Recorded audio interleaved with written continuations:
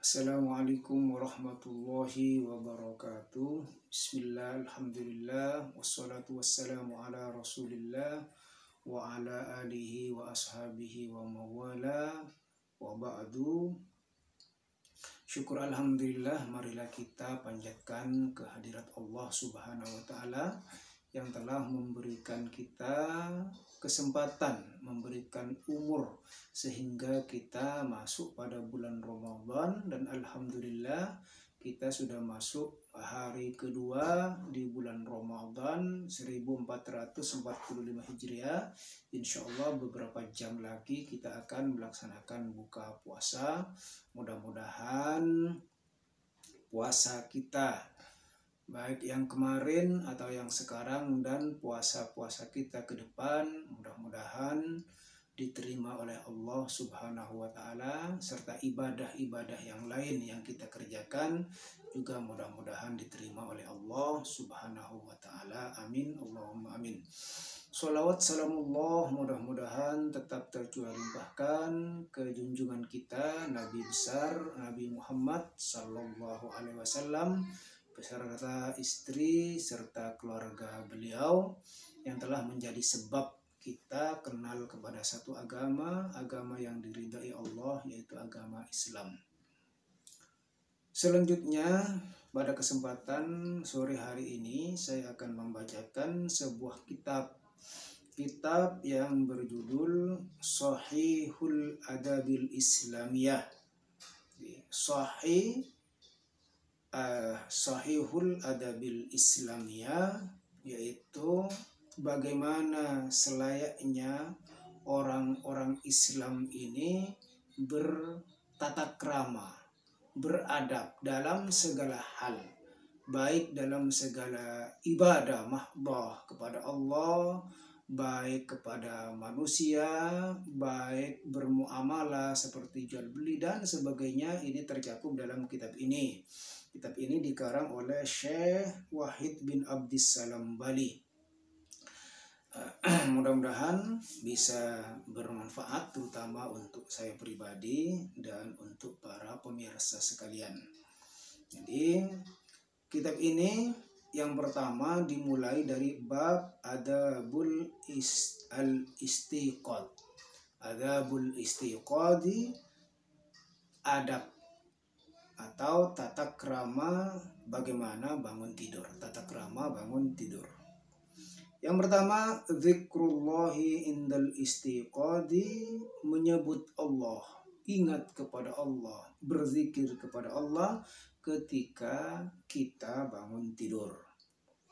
Ada sebuah hadis yang diriwayatkan oleh Imam Bukhari an Hudzaifah radhiyallahu an, dari sahabat Hudzaifah mudah-mudahan ridha Allah anhu kepada sahabat Hudzaifah. Qala, berkata sahabat Hudzaifah, karena ada an-nabi sallallahu alaihi wasallam, Nabi sallallahu alaihi wasallam idza akhadha madja'ahu minal laili, ketika beliau hendak tidur di waktu malam, wada'a yadahu tahta khaddihi, beliau meletakkan tangannya di bawah pipinya. Summa yaqul, kemudian beliau berdoa, Allahumma bismika amutu wa ahya. Allahumma, wahai Allah, bismika, dengan menyebut nama engkau, amutu, aku mati, wa ahya, dan aku hidup. Wa idastaiqadha, dan ketika beliau bangun tidur, qala, beliau berdoa, alhamdulillahilladzi ahyana ba'dama amatana wa ilaihin nusyur. Alhamdulillah, segala puji lillahi, hanya untuk Allah, alladzi ahyana, yang telah menghidupkan kami, ba'dama amatana, setelah mematikan kami, wa ilaihin nusyur, dan hanya kepadanya an-nusyuru, kami kembali.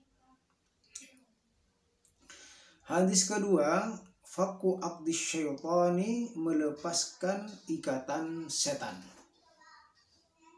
Fafis sahihaini, dan dalam sahihain, yaitu dalam riwayat Bukhari Muslim, an Abi Hurairah radhiyallahu an, dari sahabat Abu Hurairah radhiyallahu an, anna Rasulullah sallallahu alaihi wasallam qala, sesungguhnya Rasulullah sallallahu alaihi wasallam bersabda, yaqidu syaitanu ala fakihi ra'si ahadikum. Syaitan itu mengikat tengkuk kepala salah satu kalian semua. Idza huwa nama, ketika orang itu tidur. Setan itu mengikat tengkuk kita. Ini di belakang leher, ini diikat oleh setan ketika kita tidur. Thalatha uqadin, dengan 3 ikatan. Yadribu kulla uqdin alaika, maka dipukulkan setiap ikatan kepadamu. Apa katanya? Lailun tawil, diucapkan oleh setan ketika setan itu memasang ikatan kepada kita.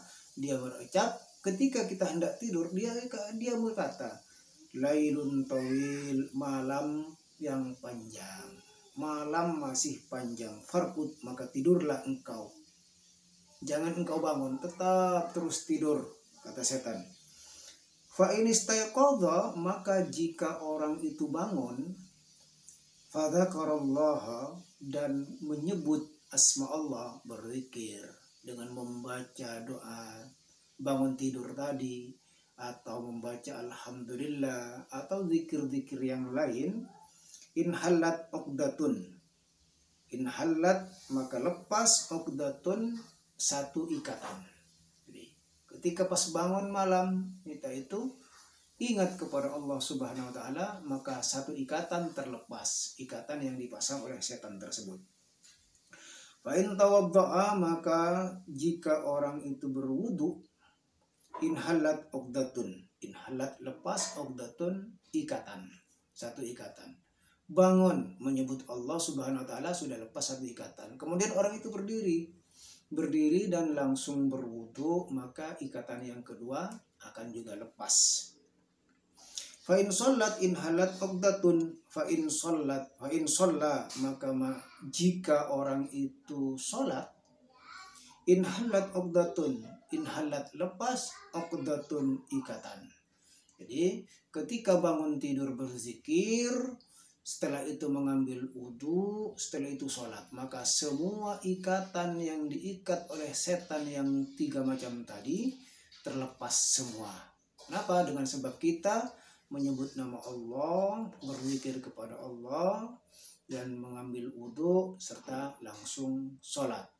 Tetapi ketika hanya bangun berzikir, ya 1 ikatan, tidur lagi. Jadi 2 ikatan tidak lepas. Berwudu, setelah berwudu tidur lagi. Tapi biasanya kalau sudah berwudu itu biasanya sudah segar, siap untuk sholat. Tetapi yang kebanyakan dari kita hanya bangun terkadang tuh menyebut nama Allah, kencing, baru tidur lagi. Itu hanya 1 ikatan yang lepas. Setelah lepas semua ikatan, fa asbaha nasyitan tayyiban nafsi, maka di pagi harinya dia akan menjadi orang yang giat, penuh semangat, jiwanya penuh semangat. Kenapa? Karena dia sudah bisa melepaskan 3 ikatan dari setan itu. Wa illa, dan jika tidak, hanya 1 ikatan misalnya, atau bahkan semua ikatan tidak bisa dilepaskan, tidak bangun, atau bangun tapi tidak menyebut nama Allah Subhanahu wa taala, tidak berwudu, bahkan tidak sholat, maka khabithan nafsi kaslan, maka jiwanya akan menjadi jiwa yang jelek, dan dia akan menjadi orang yang pemalas, malas. Karena dalam tidurnya semalaman tidur terus tanpa menyebut nama Allah, maka orang itu akan menjadi orang pemalas. Yang ketiga, hadis yang ketiga adalah at-taswiku, yaitu bersiwak. Fafis sahihaini, dan dalam sahihain, yaitu dalam riwayat Bukhari Muslim, an Hudzaifah, dari sahabat Hudzaifah radhiyallahu an, qala, berkata sahabat Hudzaifah, kana nabiyyu, adalah Nabi sallallahu alaihi wasallam, idza qama minal laili, apabila bangun dari tidur, yasusu fahu bisiwaki, yasusu, menggosok, fahu, atau membersihkan fahu, mulut beliau, bisiwaki, dengan siwak. Artinya gigi beliau digosok dengan siwak. Itu disunatkan. Kalau sekarang mungkin bisa dengan gosok gigi, pakai pasta, pakai sikat gigi dan sebagainya. Dengan siwak bisa bagus, itu yang dicontohkan oleh Rasulullah. Tetapi juga merupakan kesunatan, artinya sudah memperoleh kesunatan ketika kita menggosok gigi. Karena tujuannya adalah untuk membersihkan, mohon maaf, bau mulut yang selama semalaman kita tidur. Paling tidak berkumur-kumur dan sebagainya. Hadis yang keempat, hadis yang terakhir dalam bab adabul istiqad ini adalah iqadu ahlihi li qiyamil laili, membangunkan keluarganya untuk bangun malam, artinya untuk sholat malam. Rawa menceritakan Abu Daud bisanadin hasan, dengan sanad yang hasan, an Abi Hurairah, dari Abu Hurairah radhiyallahu an, qala, berkata Abu Hurairah, qala Rasulullah sallallahu alaihi wasallam, bersabda Rasulullah sallallahu alaihi wasallam, rahimallahu rajulan, Allah memberikan rahmat, Allah memberikan kasih sayang kepada seorang laki-laki, qoma minal laili, yang ia bangun, bangun minal laili, di waktu malam, fasalla, maka dia sholat. Jadi Allah memberikan rahmatnya kepada seorang laki-laki, ketika bangun malam dia sholat. Wa aiqadha imratahu, dan membangunkan istrinya. Istrinya juga dibangunkan, bukan hanya untuk sholat sendiri. Fa'in abad, maka jika istrinya enggan, tidak mau bangun, nadhaha fi wajiha alma, nadhaha, memercikkan suami itu, fi wajihiha, di wajah istrinya, alma'a, air. Bangun dengan dimercikkan, bukan disiram. Ini kalau biasanya untuk pengantin baru yang masih sebulan, 2 bulan, setahun dipercikkan. Tapi kalau sudah pengantin lama, bukan dipercikkan lagi, disiram mungkin. Tapi inilah yang dicontohkan oleh Rasulullah sallallahu alaihi wasallam, membangunkan istri beliau untuk sholat bersama dengan memercikkan air. Sehingga Allah memberikan rahmat kepada laki-laki tersebut, kepada seorang suami. Rahimallahu imra'atan, rahimallahu, Allah juga memberikan rahmat, memberikan kasih sayang, imra'atan, kepada seorang istri, kepada seorang perempuan, artinya istri, faqomat, yang bangun, minal laili, di waktu malam, fasollat, dan istri tersebut sholat. Bangun malam dilanjutkan dengan sholat. Wa aiqadha zaujaha, dan membangunkan zaujaha, suaminya. Seperti yang tadi, kalau suami yang bangun duluan, maka suami membangunkan istri. Jika istri yang bangun duluan, maka istri yang membangunkan suaminya. Fa'in abba, maka jika suami tersebut tidak mau, enggan untuk bangun, nadhahat fi wajihi alma'a. Nadhahat, memercikkan seorang istri itu, fi wajihi, di wajah suaminya, alma'a, air. Dipercikkan juga seperti yang telah dilakukan oleh suaminya jika suami duluan yang bangun. Ini yang dicontohkan oleh Rasulullah, sehingga ketika suami istri sama-sama bangun mengerjakan sholat malam bersama-sama, maka rahmat Allah akan turun pada keluarga tersebut. Rumah tangga insya Allah akan diberkahi oleh Allah Subhanahu wa Ta'ala. Bagi orang-orang yang istiqomah, suami dan istrinya menjalankan sholat malam, maka rumah tangganya insya Allah menjadi rumah tangga sakinah, mawaddah, warahmah. Demikian apa yang bisa kita sampaikan. Saya sampaikan pada sore hari ini untuk mengisi waktu menjelang buka puasa ini.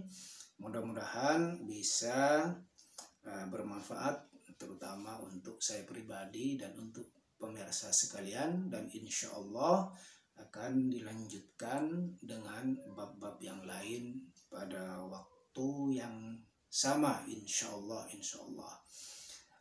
Mohon maaf atas segala kesalahan. Ihdinas siratal mustaqim. Assalamualaikum warahmatullahi wabarakatuh.